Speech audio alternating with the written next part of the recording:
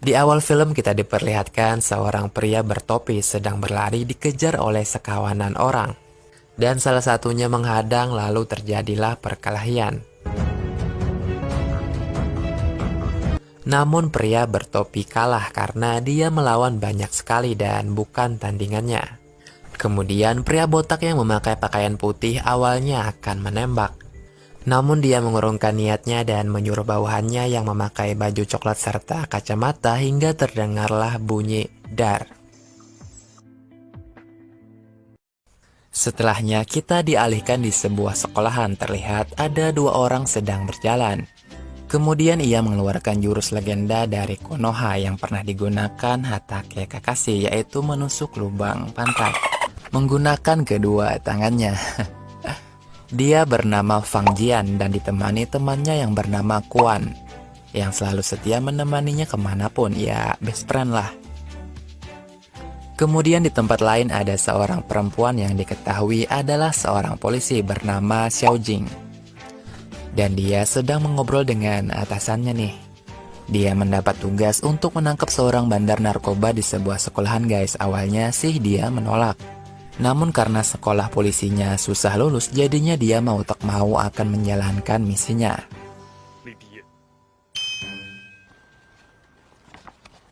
Masih dengan kejahilan Fang Jian, setelah dia menjahili temannya tadi, dia menghampiri sekumpulan geng sekolah yang diketuai oleh siswa berbadan besar. Di sini dia menawari sebuah film dewasa kepadanya, ya film biru. Awalnya si ketua tidak percaya dengan tawarannya itu. Namun dengan tipuan jitu Fang Jian, akhirnya dia mau dan membeli semuanya. Kemudian saat sedang di dalam kelas menghitung uang, datanglah seorang siswi baru yang ternyata adalah Xiao Jing. Dan dia dipersilahkan oleh guru untuk duduk. Di sini Xiao Jing memilih duduk di sebelah Fang Jian karena biar sukses memata-matainya. Namun saat mau duduk, kursinya malah ditarik Fang Jian yang mengakibatkan Xiao Jing terjatuh. Tentu saja hal itu membuat Xiao Jing marah dan anehnya di sini Fang Jian meminta uang dari Xiao Jing. Uang itu adalah biaya untuk bisa duduk di sebelahnya. Nah, saat malam tiba di sebuah rumah yang ternyata itu adalah rumah si ketua geng yang berbadan besar di sekolah tadi, dia membuka laptopnya untuk membuka film dewasa yang dibelinya tadi. Namun ternyata saat dibuka isinya bukan itu ya, entah apa isinya guys, gak dilihatin di sini. Yang pasti dia dibohongi oleh Fang Jian. Keesokan harinya ketika pelajaran sedang berlangsung, Xiao Jing dengan diam-diam ingin mengambil sesuatu di dalam tas Fang Jian. Dan mumpung juga ia sedang tidur. Namun dia terkaget karena barang yang dia cari sama sekali tidak ada. Dan malah dia menemukan hal-hal aneh seperti anjing, makanan besar, bahkan sampai tanaman kaktus. Gara-gara hal itu ia meringis kesakitan dan menyebabkan Fang Jian terbangun. Kemudian dia mencap tangannya di kertas yang bertuliskan denda. Setelahnya ada yang memanggil Fang Jian dan juga temannya Quan. Mereka berdua pun keluar dan ternyata dia dipanggil oleh geng yang ditipunya kemarin. Hingga mereka terlibat perkelahian, namun tentu saja dimenangkan oleh Fang Jian dan Quan. Dan si ketua berbadan besar yang dipanggil Broyong, anunya digesekkan ke tembok oleh Fang Jian dan Quan. Tak lama kemudian, Xiao Jing datang dan meminta mereka untuk berhenti melakukan hal tersebut. Dan sebagai permintaan maafnya, Quan yang menyukai Xiao Jing mengajak makan bersama. Disinilah ketiganya tiba di sebuah restoran. Mereka disuguhi makanan sup kepala babi. Awalnya ya mereka hanya diam saja. Hingga Xiao Jing berinisiatif melakukan misinya, yaitu mencari barang yang disembunyikan Fang Jian. Mereka pun berbicara dan tertawa dan tiba-tiba Xiao Jing menyiram Quan dan menyiram Fang Jian juga.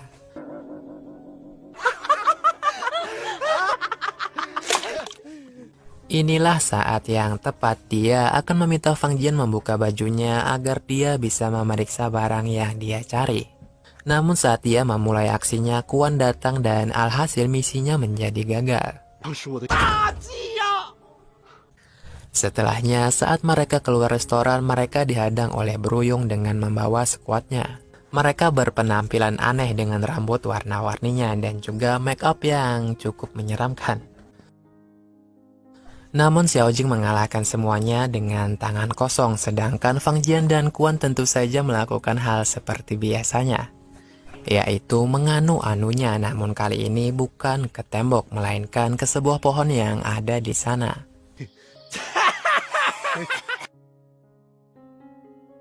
Beberapa waktu kemudian, saat berada dia di lapangan, ada seseorang yang mencurigakan mengawasi Fang Jian. Dan dia menelepon seseorang yang ternyata adalah si ketua botak. Lelaki mencurigakan ini menanyakan apakah seseorang yang bernama Mandy ada di sana. Dan dijawab bahwa dia sudah tiba di sekolah. Kemudian seorang perempuan cantik datang menuju UKS dan ternyata dia adalah dokter baru di sekolah itu. Dia ini banyak mendapat perhatian apalagi di kalangan siswa lelaki. Fang Jian yang masih berada di lapangan, dia didatangi seseorang dengan mengenakan seragam yang sama, dengan membawa senjata tajam. Mereka berkelahi dan mendapat sedikit luka hingga perlu ke UKS. Awalnya di UKS dia bersama dengan Kuan, namun entah kenapa hanya dia yang disuruh masuk sedangkan Kuan malah disuruh keluar. Saat Fang Jian baru saja akan membuka bajunya untuk diperiksa, dia dipanggil oleh seseorang. Dan lalu dia berlari keluar. Di sini dengan segera Xiaojing yang tidak sengaja melihatnya langsung mengejarnya. Dan ternyata Fang Jian menemui seorang perempuan berpakaian Sailor Moon. Perlu diketahui nih guys, itu adalah adiknya yang sedikit kurang waras. Ia trauma bekas melihat orang tuanya mati pas waktu masih kecil. Oke, lanjut. Xiaojing bertanya siapa itu, namun tidak dijawab oleh Fang Jian karena itu bukan urusannya. Kuan yang sedang berjalan dan tidak sengaja ia melihat seorang perempuan cantik memakai baju Sailor Moon. Dan dengan jiwa fuckboy-nya dia mengejarnya hingga sampai di sebuah rumah. Dengan sangat berani Kuan mengetuknya dan tanpa disangka perempuan tadi membukanya. Namun dengan baju yang berbeda, yaitu pakaian tradisional Jepang. Perempuan tersebut menyambutnya dengan ramah, bahkan juga memberinya teh. Lalu ia pergi ke lantai atas meninggalkan Kuan. Dan saat ia kembali, dia berganti pakaian lagi. Menjadi pakaian yang sangat terbuka berwarna hitam. Tak lama kemudian seseorang mengetuk pintu nih. Dan pada saat bersamaan di sini Kuan menyadari ternyata perempuan ini adalah saudaranya Fang Jian. Dia pun segera berlari dan bersembunyi di sebuah lemari. Saat Fang Jian memasuki rumah dan memanggil saudaranya itu, di sana tidak ada jawaban. Setelahnya ada lagi seseorang yang mengetuk pintu. Dan saat dia membukanya, ia terkejut ketika dokter di sekolahnya datang yang bernama Mandy itu. Ia pun langsung menyeretnya ke ruang tamu, kemudian Fang Jian berbaring di sofa. Dan Mandy membuka jasnya dan hanya tersisa pakaian anunya. Namun siapa sangka Xiaojing datang juga ke sana. Bukannya dibukakan pintu, mereka malah lari bersembunyi dan bertemu Kuan dan saudaranya yang sedang bersembunyi di lemari juga. Dan gara-gara lemari bergoyang, mereka akhirnya ditemukan oleh Xiaojing. Mereka pun setelahnya mengobrol di ruang tengah. Di sini, Fang Jian memberikan plastisnya kepada Xiaojing. Dan saat sudah di luar, Mandy mencegah Xiaojing untuk merebut plastisnya. Mereka pun saling melawan dan Xiaojing tertusuk di daerah lehernya. Akibat cincinnya Mandy yang muncul jarum berisi cairan berupa obat tidur. Hal itu membuatnya berhasil mengambilnya dari Xiaojing. Esok harinya Xiao Jing dirawat di rumah sakit, kemudian datang Fang Jian menjenguknya dan memberikannya sebuah kalung, walaupun itu katanya harus dibeli. Sedangkan di sisi lain, Mandy sekarang tengah berada di markasnya dengan bosnya, yaitu si pria botak. Mereka memutar flashdisknya yang telah dicurinya, dan rekaman tersebut menampilkan Kuan yang sedang ada di taman. Semenjak saat itu, Xiao Jing dan juga Fang Jian menjadi dekat satu sama lain. Lalu suatu ketika Fang Jian bertemu dengan ayahnya yang terkena tembakan. Dan tanpa disadari, dari arah belakang ada yang menyerang Fang Jian hingga membuatnya pingsan. Tak jauh dari situ, Xiao Jing mendengar suara tembakan dan ia pun bergegas mendatanginya. Namun sudah terlambat. Di sana ia menemukan bajunya Fang Jian dan orang yang tertembak. Saat Fang Jian membuka matanya, ia sedang berada di sebuah markas. Dan ia digantung dan juga dipaksa untuk menjawab di mana plastis yang sebenarnya. Dan tak lama kemudian Xiao Jing datang ke tempat tersebut untuk menyelamatkan Fang Jian. Namun ia dihadang oleh Mandy. Dan mereka pun saling menghajar satu sama lain hingga akhirnya Mandy tersungkur jatuh dan tidak berdaya. Lalu dari arah lain datang superhero Deadpool yang di dalamnya ternyata adalah Kuan. Ia pun berhasil memotong tali yang mengikat Fang Jian dengan sebuah pedangnya. Dan ia juga membawa teman-teman yang lain, yaitu sekelompok rambut warna-warni.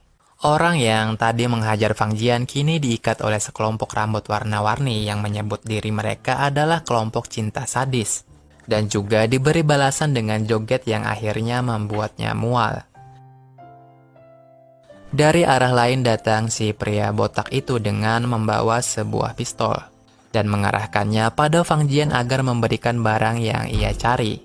Dan ternyata barang itu adalah sebuah memori yang selama ini disimpan oleh Fang Jian, yang dipungutnya tidak sengaja waktu tabrakan dengan seseorang saat di jalan.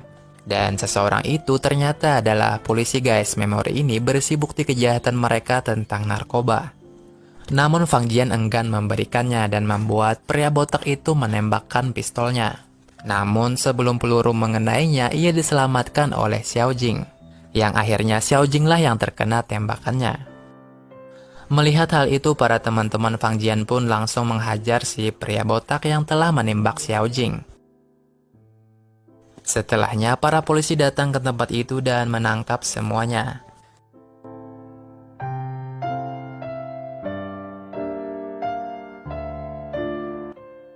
3 bulan berlalu setelah kejadian di sini, Fang Jian selalu memikirkan Xiao Jing.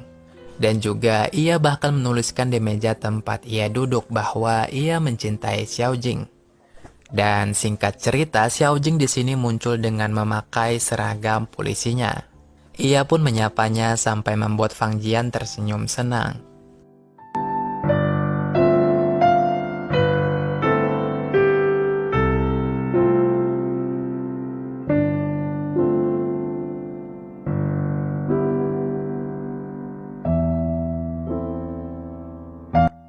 Cinta bisa muncul dari mana saja, bahkan orang yang awalnya saling tidak suka pun bisa saling cinta karena hal yang tidak terduga.